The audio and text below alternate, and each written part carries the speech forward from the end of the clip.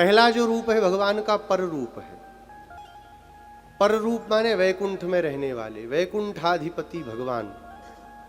और शरीर छूटे तो वैकुंठ पहुंचे, और वैकुंठ पहुंचे तो भगवान का दर्शन मिले।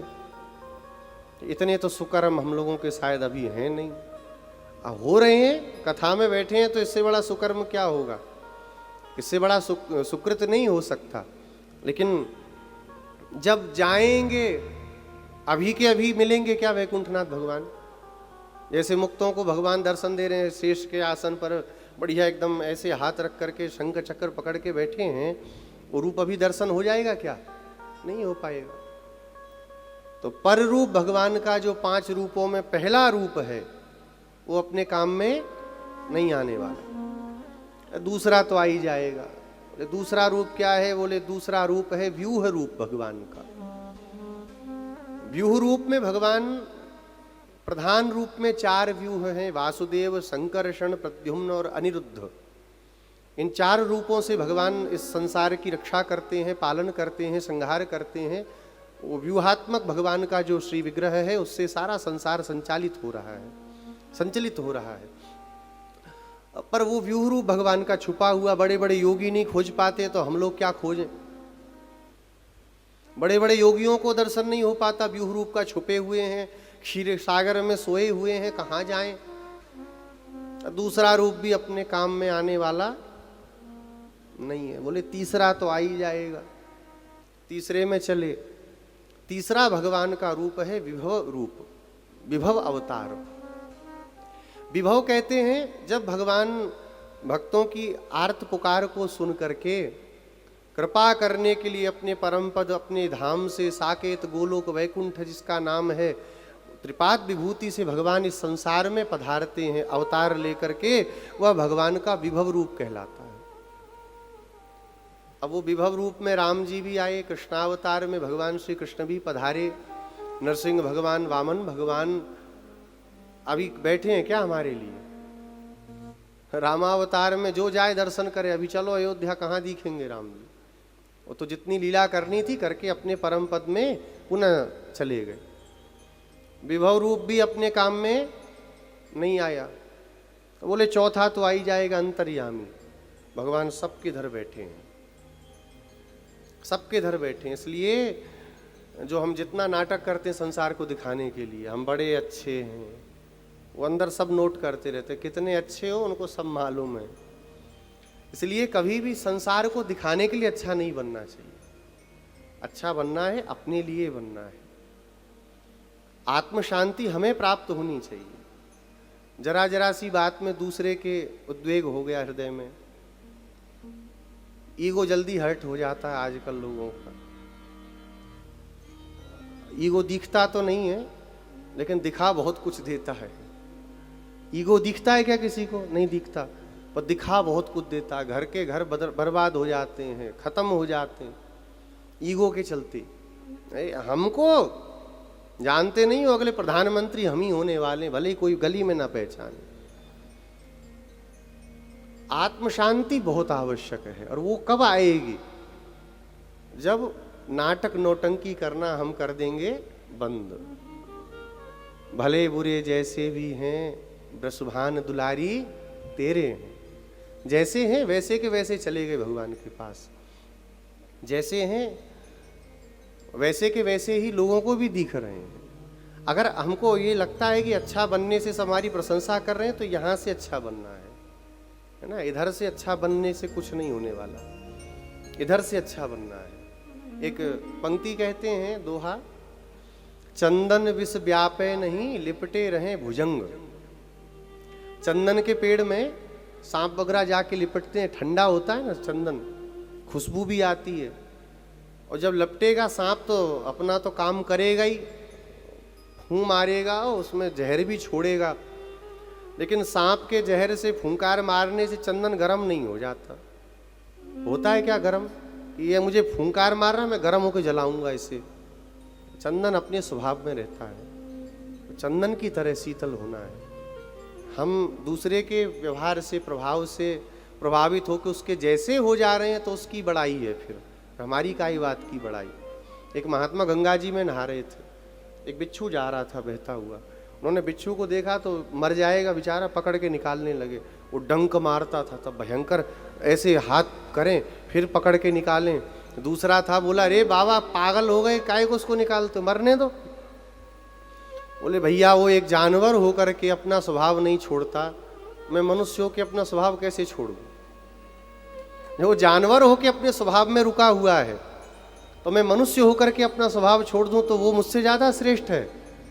अपने स्वभाव में सदा रहे। तो भगवान भी विभीषण की शरणागति के प्रसंग में जब हनुमान जी आदि से वार्तालाप करते हैं, जब सुग्रीव जी से पूछते हैं, तो वहां पर भगवान एक ही बात कहते हैं, निर्मल मन जन सो मोहि पावा, अमोहि कपट छल छिद्र न भावा। आप विचार करें, छोटी सी बात, एक कोई हमारे साथ धोखा करता है, आपके साथ किसी ने धोखा किया, भयंकर चिढ़ मचती है कि नहीं मचती? बस नहीं चलता, गोली मार दें पकड़ के, होता है। हमारे साथ किया, बताएंगे, इसकी अकल ठिकाने लगाएंगे अच्छे से। एक सामान्य व्यक्ति जो नहीं जान रहा है, जब पता चले तो ये हाल है। और 24 घंटा अंतर्यामी जो हृदय में बैठे, उनको नहीं पता क्या कर रहे हो, कितनी चिढ़ मचेगी। कभी छल कपट भगवान के साथ नहीं। भगवान अंतर्यामी रूप में सबके हृदय में बैठे हैं, लेकिन उनको भी कहां खोज पा रहे हैं। अगर वो मिल गए होते तो काहे को इतना प्रपंच रचाते, काहे को दुनियादारी का नाटक करते, अच्छा बनने का नाटक नहीं करते, तब अच्छे हो गए होते। अगर वो मिल जाते तो अच्छे हो गए होते, नाटक ना करते। चौथा रूप भी काम में नहीं आए तो दंडोत कर लेते हैं, क्या करें हम। बोले पांचवा, बोले छोड़ो, अब जब 4 नहीं आए तो पांचवा, बोले सुन तो लो कम से कम। पांचवा क्या है? बोले पांचवा है भगवान का अर्चावतार। अर्चा माने पूजा के योग्य होना, जो भगवान का अवतार है।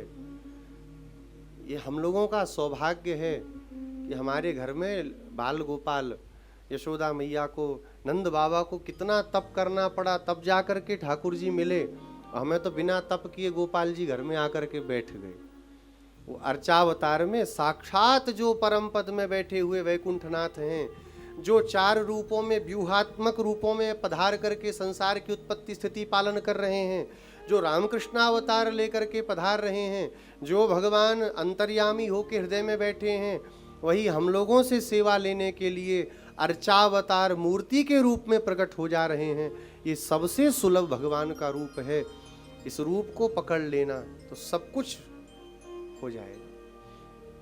अर्चावतार में भगवान इतने सुलभ हैं कि भक्त जैसा रखे वैसे रहते हैं। हम लोगों को रात में ठंडी लगती है तो नींद भी खुल जाती है, एसी बंद कर लेते हैं। भगवान के यहाँ पंखा भी नहीं चलता, ठाकुर जी बटन भी चालू नहीं करते कि भगत ने बंद किया है वही चालू करेगा तब हवा लगेगी, जैसा छोड़ के गया वैसे बैठे रहते हैं। स्नान करा रहे हैं भगवान को, अपने तो थोड़ा सा गुनगुना पानी कर लेते हैं, उनको ठंडे में ही नहला रहे हैं। भगवान बोलते हैं ठंडी लग रही है।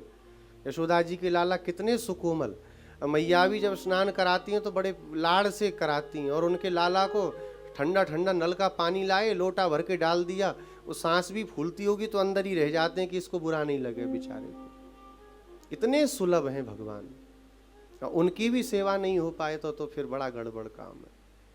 भगवान की सेवा अपने हाथ से करनी चाहिए, जब तक सामर्थ्य रहे। बच्चे कर रहे हैं अच्छी बात है, घर में कोई पंडित जी कर रहे हैं वो भी अच्छी बात है, लेकिन सर्वोत्तम बात क्या है? हम अपने हाथों से करें। हमारे लाला है, हमारा बच्चा पैदा हुआ, उसको अपना माना, उसके लिए धाय लगाई वो काम वाली कि तू कर दिया कर, तू दूध पिला दे।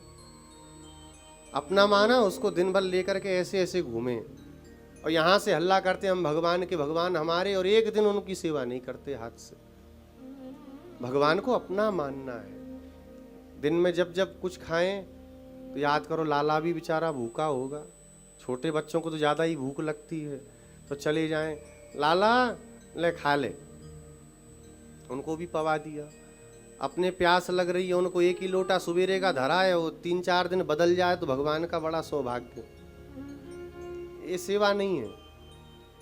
पानी जा कर के बदले, उनसे भी बैठ कर के बात करें। जब घर के सदस्य हैं, सबको समय देते हैं हम लोग, मोबाइल में समय देते हैं, फेसबुक और इंस्टा पर जो झूठी दुनिया है वहाँ के लोगों को, फर्जी आईडी वालों को भी टाइम दे देते हैं, और भगवान के लिए टाइम नहीं है हमारे पास में। थोड़ी देर बैठे, लाला आज ऐसा ऐसा हुआ, दुकान गए, झंझट हो गया। आज वो आया था, माल लेकर के गया, फिर उसने वापस कर दिया, फिर हमारा तो मूड अपसेट हो गया। उनको भी बताओ ना। तो कभी जब जाने लगोगे तो ठाकुर जी बुलाएंगे, अरे आज की तो पंचायत बचा जाओ, फिर आगे जाना। भगवान भी बोलेंगे, लेकिन हम ही नहीं बोलना चाहते तो ठाकुर जी कैसे बोल लेंगे? जब हम तो बोलना चाहें ना, भगवान का ईगो बड़ा हाई रहता है, ये बात भी है। आप नहीं उनको देखोगे, वो भी आपको नहीं देखेंगे। आप देखोगे एक दो नेत्रों से, वो देखेंगे 1000 नेत्रों से। भगवान 1000 नेत्रों से देखेंगे, पहले 2 से देखो तो सही।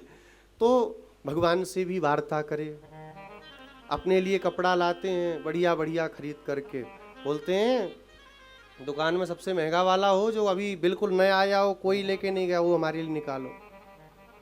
और भगवान की पोशाक लेने जाते तो झगड़ा करते दुकानदार से कि 20 रुपया की 5 वो दे रहा था, तुम 6 दो तो दे दो, नहीं तो हम दूसरे से ले रहे हैं जाकर। भगवान को 20 की 5 पोशाक पहना रहे हैं और अपना जो है 50,000 का एक सूट पहन रहे हैं, अपने गले में 50 तोले की चैन डाल के घूम रहे हैं, और ठाकुर जी को प्लास्टिक की 5 रुपया की माला पहना रखी।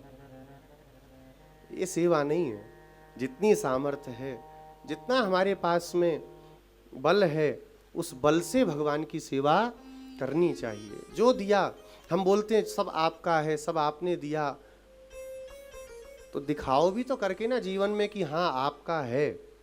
अपना ही माने बैठे हैं, वो तो उनको बेवकूफ़ बनाते हैं।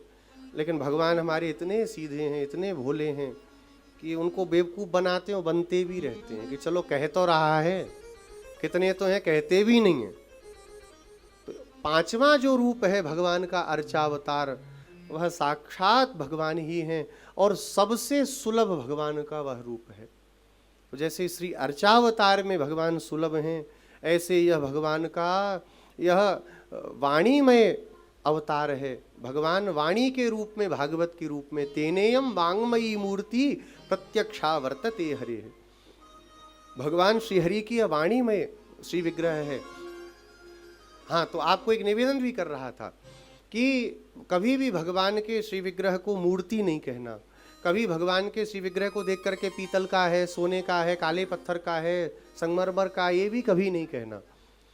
स्मृतियों में लिखा हुआ है, अर्चावतारोपादानम वैष्णवोत्पत्ति चिंतनम मात्र योनिम परीक्षाम च तुल्यमाहु मनीषिणः।